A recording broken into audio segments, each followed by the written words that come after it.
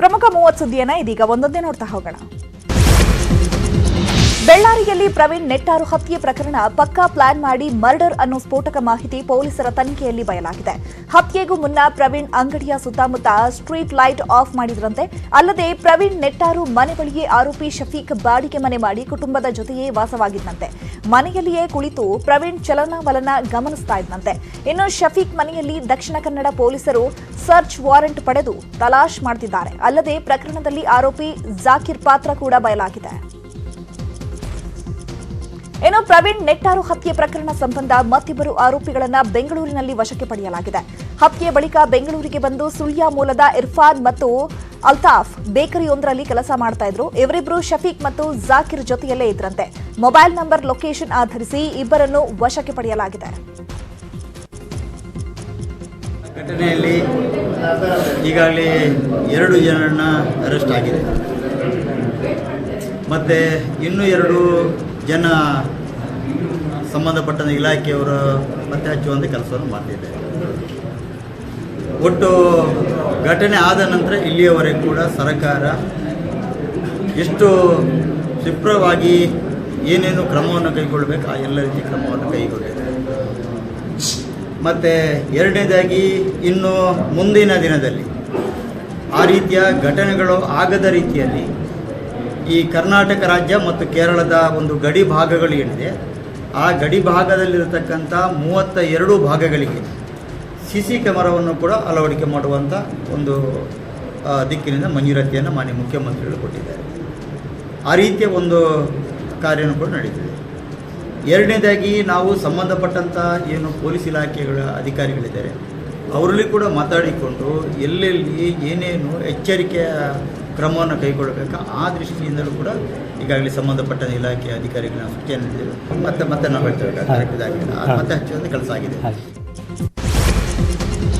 ಕರಾವಳಿಯಲ್ಲಿ ಸರಣಿ ಹತ್ಯೆ ಬಳಿಕ ಮಂಗಳೂರಿನಲ್ಲಿ ಸೈಬರ್ ಕ್ರೈಂ ವಿಭಾಗ ಆಕ್ಟಿವ್ ಆಗಿದೆ. ಜಾಲತಾಣಗಳ ಮೇಲೆ ಪೊಲೀಸರು ಹದ್ದಿನ ಕಣ್ಣಿಟ್ಟಿದ್ದು ಪ್ರಚೋದನಾಕಾರಿ ಪೋಸ್ಟ್ ಮಾಡ್ತಾ ಇದ್ದ 18 ಜನರ ವಿರುದ್ಧ ದೂರು ದಾಖಲಾಗಿದೆ.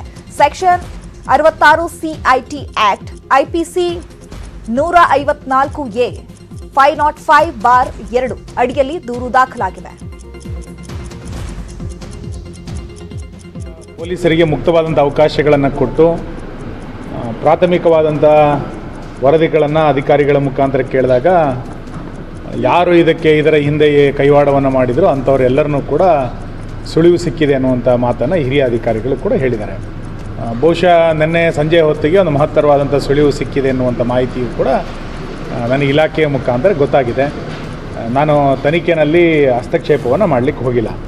ನನಗೆ ವಿಶ್ವಾಸ ಇದೆ ಇಲಾಖೆಯ ಮೇಲೆ. ನಮ್ಮ ಪೊಲೀಸ್ ಅಧಿಕಾರಿಗಳು ಇದನ್ನು ಯಾರು ಇದರಲ್ಲಿ ಹಣಕಾಸಿನ ನೆರವನ್ನು ಮಾಡಿದ್ದಾರೆ, ಯಾರು ಇದರ ಕೊಲೆಯನ್ನು ಮಾಡಬೇಕು ಅನ್ನುವಂಥ ಪ್ರಯತ್ನಗಳನ್ನು ಮಾಡಿದರು ಮತ್ತು ಯಾರು ನಿಜವಾದಂಥ ಕೊಲೆಗಡುಕರು ಇದೆಲ್ಲದನ್ನು ಕೂಡ ಪತ್ತೆ ಹಚ್ಚಿ ಮಾಡುವಂಥ ಪ್ರಯತ್ನವನ್ನು ಖಂಡಿತ ನಮ್ಮ ಇಲಾಖೆ ಮಾಡುತ್ತೆ. ಒಂದು ಹತ್ಯೆ ಆಗುವಂಥದ್ದನ್ನು ಯಾರೂ ಕೂಡ ಸಮರ್ಥಿಸ್ಕೊಳ್ಳೋದಿಲ್ಲ.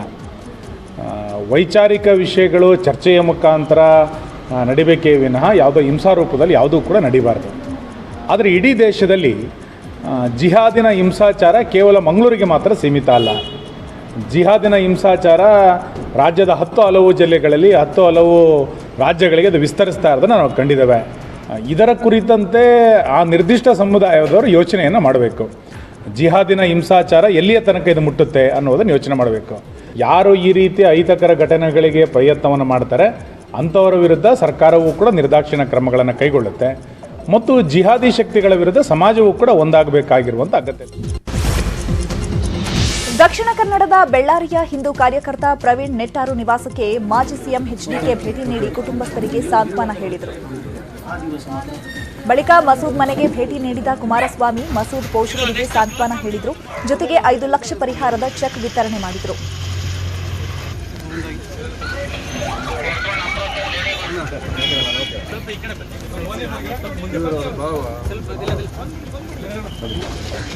ನಂತರ ಸೂರತ್ಕಲ್ನಲ್ಲಿ ಹತ್ಯೆಯಾದ ಫಾಜಿಲ್ ಮನೆಗೂ HDK ಭೇಟಿ ನೀಡಿ ಕುಟುಂಬಸ್ಥರಿಗೆ ಸಾಂತ್ವನ ಹೇಳಿದರು.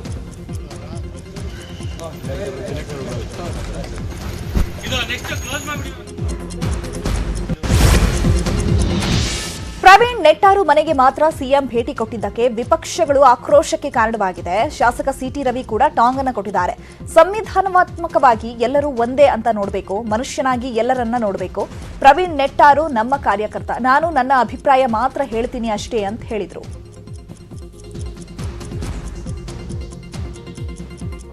ಎಲ್ಲರನ್ನೂ ಸಮಾನವಾಗಿ ನೋಡಬೇಕು ಅಂತ ನಮ್ಮ ಸಂವಿಧಾನನೇ ಹೇಳುತ್ತೆ.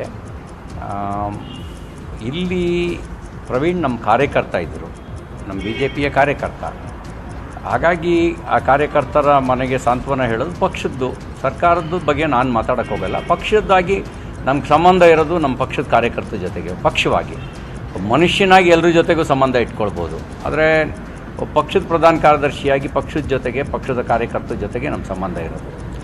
ಹಾಗಾಗಿ ನನ್ನ ಬಗ್ಗೆ ಮಾತ್ರ ನಾನು ಉತ್ತರ ಕೊಡಬಲ್ಲೆ. ಉಳಿದ ಪ್ರಶ್ನೆಗಳನ್ನು ನೀವು ಸಂಬಂಧಪಟ್ಟವ್ರ ಹತ್ರ ಕೇಳಿ.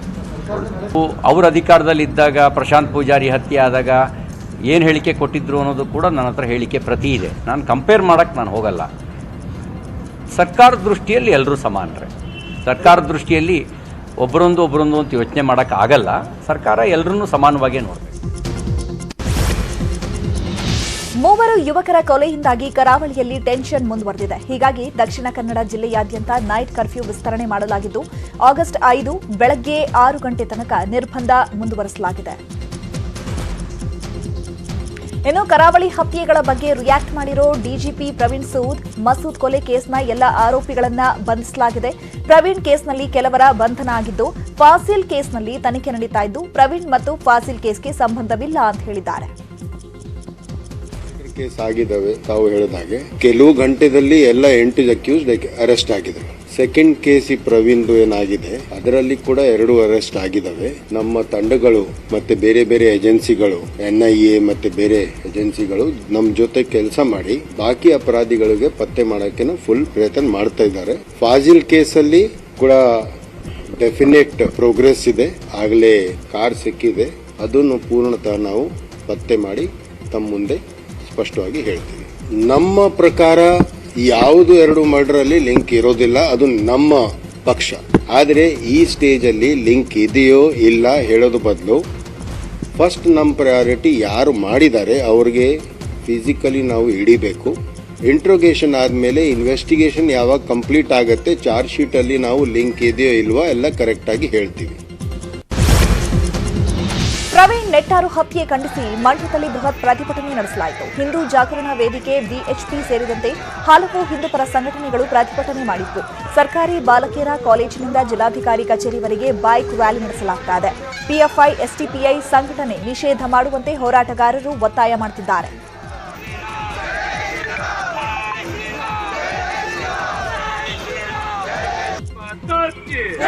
जिंदाबाद जिंदाबाद जिंदाबाद जिंदाबाद जिंदाबाद. ಚಿಕ್ಕಮಗಳೂರಿನಲ್ಲೂ ಪ್ರವೀಣ್ ನೆಟ್ಟಾರು ಹತ್ಯೆ ಖಂಡಿಸಿ ಪ್ರತಿಭಟನೆ ನಡೆಸಲಾಯಿತು. ಚಿಕ್ಕಮಗಳೂರು ನಗರದ ಆಜಾದ್ ಪಾರ್ಕ್ನಲ್ಲಿ ABVP ಪ್ರತಿಭಟನೆ ನಡೆಸಿತು. ಪ್ರತಿಭಟನೆಯಲ್ಲಿ 100 ವಿದ್ಯಾರ್ಥಿಗಳು ಭಾಗಿಯಾಗಿದ್ದರು.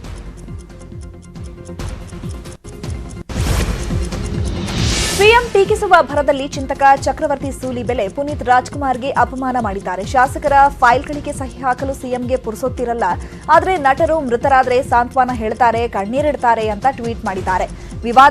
ವಿವಾದವಾಗ್ತಾ ಇದ್ದಂತೆ ಪುನೀತ್ ಬಗ್ಗೆ ಗೌರವ ಇದೆ, ದಯವಿಟ್ಟು ಈ ಟ್ವೀಟ್ ಅನ್ನ ಅನ್ಯಥಾ ಭಾವಿಸಬೇಡಿ. ಅಭಿಮಾನಿಗಳಿಗೆ ನೋವಾಗಿದ್ರೆ ನಿಸ್ಸಂಶಯವಾಗಿ ಕ್ಷಮೆಯನ್ನ ಯಾಚಿಸುತ್ತೇನೆ. ಪುನೀತ್ ಅವರ ಅಭಿಮಾನಿಯಾಗಿ ಇದು ನನ್ನ ಕರ್ತವ್ಯವೂ ಹೌದು ಅಂತ ಹೇಳಿದ್ದಾರೆ.